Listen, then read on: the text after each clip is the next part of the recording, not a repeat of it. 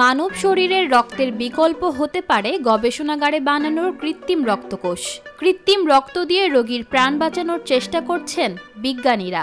এমনকি শুরু হয়েছে মানুষের শরীরে ক্লিনিক্যাল ট্রায়ালও।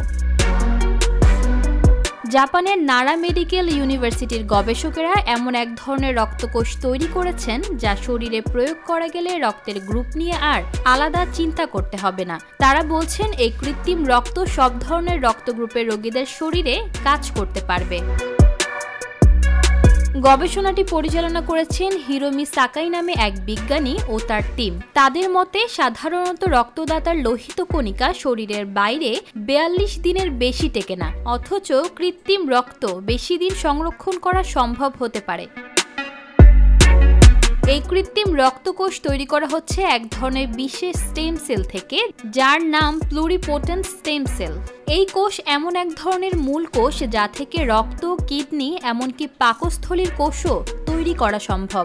গবেষকেরা দুই ধরনের স্টেম সেল ব্যবহার করছেন, এক ভ্রূণ থেকে প্রাপ্ত স্টেম সেল, দ্বিতীয়ত প্রাপ্তবয়স্কের শরীর থেকে তৈরি ইনডিউসড স্টেম সেল। এই কৃত্রিম রক্ত যদিও দেখতে আসল রক্তের মতো নয়, তবুও এর কাজ হবে শরীরের বিভিন্ন অংশে অক্সিজেন পৌঁছে দেওয়া। বিরল রোগ, অস্ত্রোপচার কিংবা বিরল রক্তগ্রুপের ক্ষেত্রে এই রক্ত হতে পারে নতুন আশার আলো। তবুও বলা যায়, এই গবেষণা সফল হলে রক্ত সংকট বা রক্তদানের নির্ভরতা অনেকটাই কমে যাবে। রক্ত নিয়ে দুশ্চিন্তার দিন হয়তো একদিন সত্যিই শেষ হবে।